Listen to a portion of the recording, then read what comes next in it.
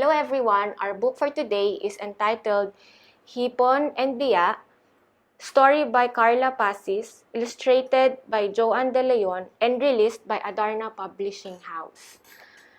Today, I will be reading this book, and by the way, my name is Geraldine Estrera. PAG-ASA sa Pagbasa aims to provide and promote reading as a tool for literacy and encourage stronger Filipino relationships within the home. During this pandemic, many Filipino families are struggling to provide their children in K-12 levels with much needed educational resources. Would you partner with us to ensure that education continues for them? You may click the link below in our caption. You give a book, shape a mind, may pag-asa sa pagbasa. This is a story entitled Hipon and Biya, a story written by Carla Pacis and illustrated by Joanne. Okay, let's start. On the white sand of a coral reef lived Hipon and Biya. Although they were not of the same sort, they lived together in a burrow that Hipon had dug out. They were happy living this way. It was Hipon's job to keep the burrow clean and free from any sand particles that the waves constantly brought in. With his 10 long, spiny legs, this was no problem. He was also in charge of making sure that Biya ate a proper meal.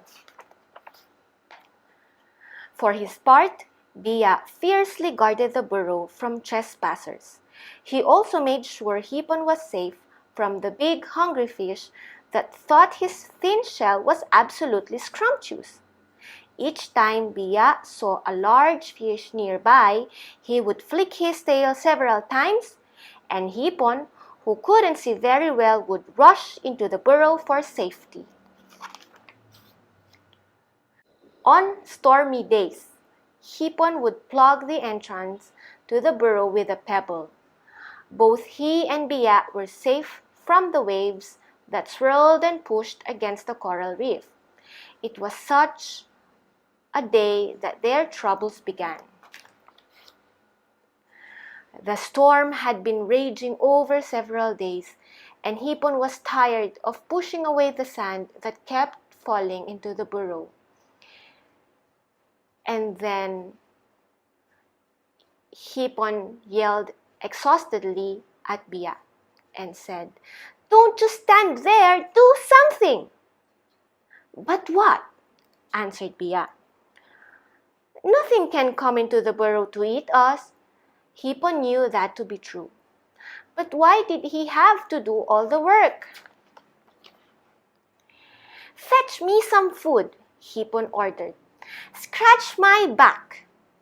"But I only have fins," answered Biya, who could not do anything Hipon ordered even if he wanted to. Hipon knew that to be true too, but continued to nag Biya.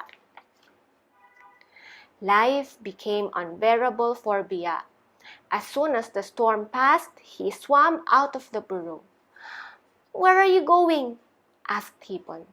"To find another burrow," answered Biya, and with a flick of his tail, he was gone. "Bulb, bulb," bubbled Hipon as he crawled back into the burrow. "If Biya thinks I need him, he is very wrong." Eventually, short-sighted Hipon ventured outside. Waiting for him at the entrance was a very hungry moray eel. Before the eel's sharp, jagged teeth could chomp on him, Hipon managed to slip back into the burrow with only a part of one leg missing. Snap! Oh man, it's almost. Before the sun had come down on the reef, a very scared Hipon had almost been eaten not only by a moray eel, but also by a passing dolphin and a wandering sea turtle. "I'll be fish food soon without Biya," cried a miserable Hipon. Biya, on the other hand, was not very far away. "Do you need a fish to guard your burrow?" He asked all the shrimps he encountered.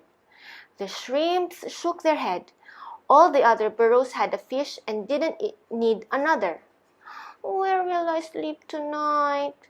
wailed a burrowless Biya, as he cowered in fear behind a large rock, hoping every time a large wrasse passed by that it did not spot the homeless fish. By high tide, Biya was starving. That's the sound of his stomach. He had not eaten since he had left his burrow. "Who will dug out my food?" he cried as he tried to scoop a meal from the sand floor with his fins, only to find sand. "This doesn't taste good." Just after sunrise the next day, Hipon worked his way out of the burrow. And who should be waiting outside but a very hungry and very dirty Biya? "You're back!" shouted a very happy Hipon, stretching out his 9½ spiny legs to Biya. "I need you to scratch over me. I promise I'd be nicer, and will never ask you to do anything I know you cannot." "That's good to know," said Biya, who was just as happy to be back home. "I need you to scratch up my food and dig me a home.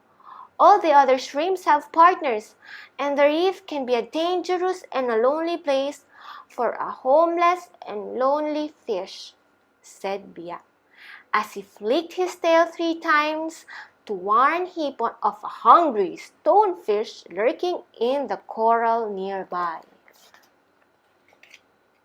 And so, Hipon and Biya lived together in a burrow that Hipon had dug out. They were happy living this way.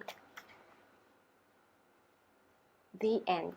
I hope you enjoyed our story for today. Again, if you want to donate any books that you have, you may click the link below. Have a good day.